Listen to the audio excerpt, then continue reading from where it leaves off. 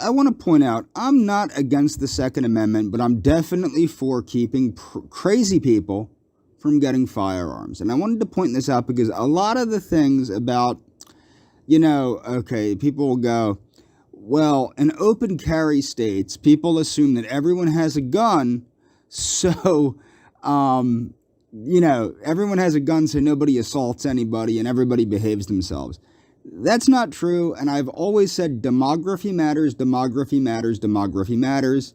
Here's a point that proves that demography matters. I lived in Prescott, Arizona, and the area of Prescott Valley, Prescott, Arizona, and that whole area, mostly in the national forests, but also in the town, because obviously you go to the town to do laundry. I was living in the woods for about 6 months in the national forests, on the Apache reservations, etc. So this says, man dies. Police say man dies after being assaulted by Prescott Valley Wendy's employee. Police say a Dewey, now Dewey is another town, Dewey Humboldt it's called, a man who was punched by Prescott Valley Wendy's employee, so a Dewey man died from Dewey, Arizona, was punched by a Prescott Valley Wendy's employee last month, and has died from his injuries. The 67-year-old man died nearly 3 weeks after the July incident, according to Prescott Valley Police. Surveillance footage shows 35-year-old Antoine Kendrick allegedly hit the customer. I'm going to show you the video in the head at the restaurant, causing the man to fall and hit his head on the floor. Similar to the knockout game, if people remember the knockout game. Okay, officials say he was knocked unconscious and flown to a Valley hospital where he remained in critical condition before his death. Court records show Kendrick is now facing second-degree murder charges. Okay, let's see what this gentleman looks like, and let's see what happened. Now, the reason I'm saying this, anybody that's lived pretty much anywhere in Arizona, okay, Prescott is probably one of the more liberally kind of areas. It's infected by a lot of Californians and Seattle people and Coloradans and all that. So it's very liberal, honestly. Prescott is a pretty liberal area. But if you go to, say, Walmart or Sam's Club or Costco or Wendy's or Taco Bell or any of the many Mexican restaurants, etc., everyone has a gun on their hip. Okay? Now, everyone has a gun on their hip. Did that stop this man from punching this other man and killing him? No. Why? Because demography matters, and I'm going to show you what I mean by that.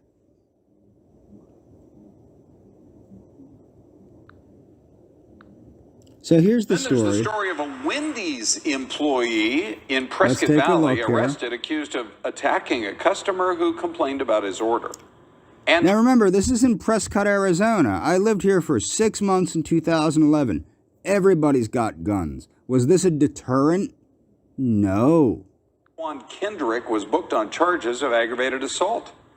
Police say the 35-year-old came out from behind the counter and then hit the 67-year-old victim in the head, and that man lost his balance, fell, hit his head, was knocked unconscious, had to be airlifted to the hospital in critical condition, although his current condition is not known at this time.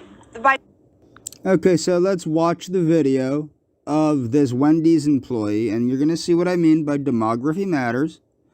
And when I lived in Prescott, Arizona, in 2011, the demography was apparently very different than it is now. And as I said, everyone in Prescott has a gun on their hip. Okay? Everyone. Not everyone. But pretty much if you go anywhere, it's going to be rare, very rare, that you see somebody not carrying a firearm. Okay? Brutal first-hand look at violence unfolding inside of a Wendy's that was happening up in Prescott Valley. Police tell us tonight. So my point is that everybody carrying a firearm did not deter this from happening.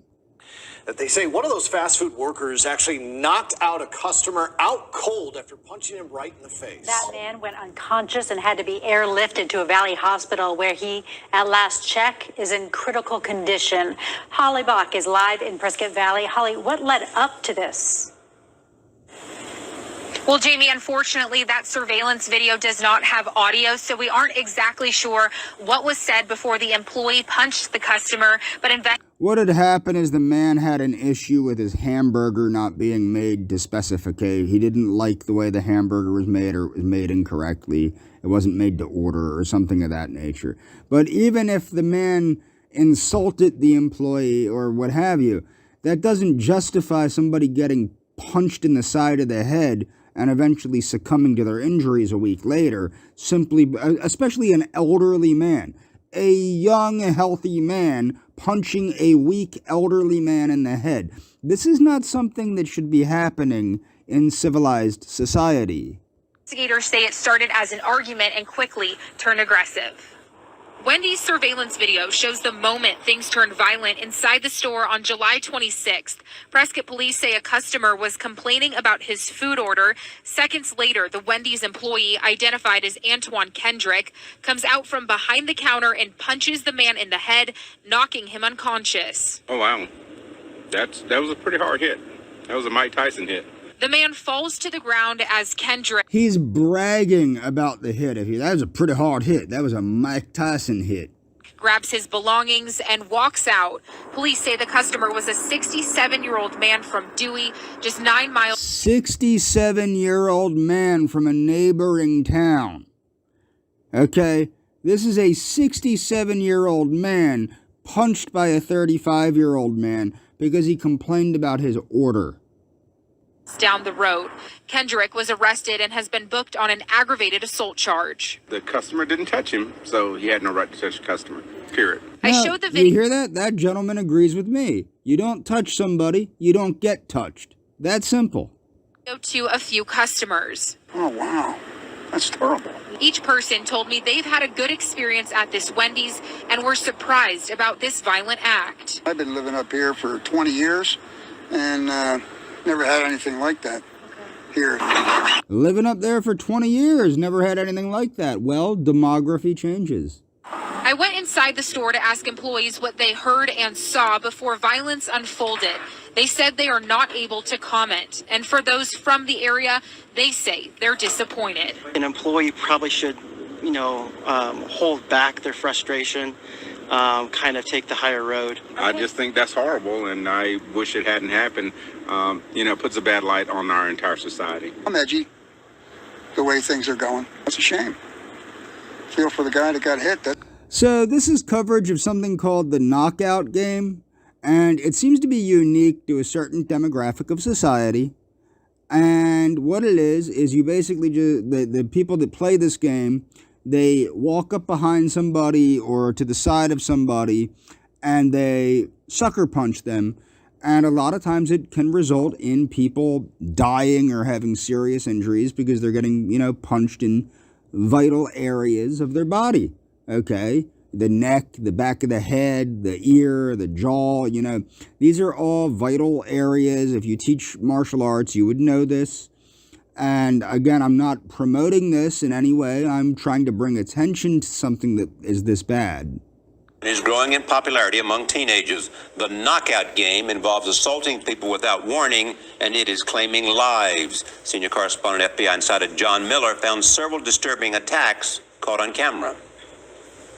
The victims of this brutal game are chosen at random. Defenseless and unsuspecting people are attacked by groups of teens who have one goal in mind: to knock the victim out with one punch. Take a notice of this. One-hitter quitter. Knock 'em and drop 'em.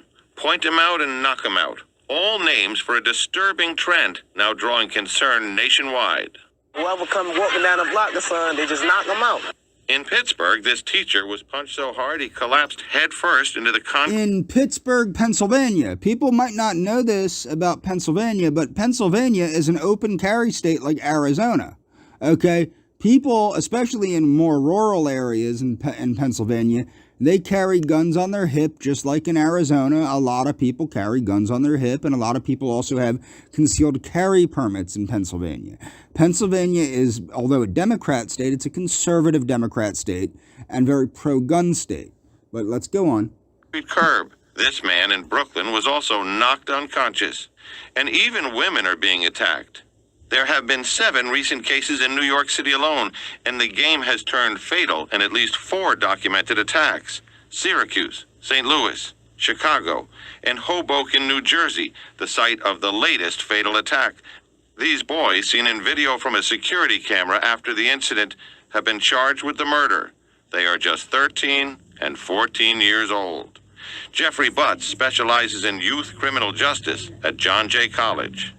We know from brain studies that the part of your brain that gets fired up through excitement and thrill seeking actually develops more quickly and fires up more quickly than the other part of your brain, which comes along a few years later, which is about judgment and discretion.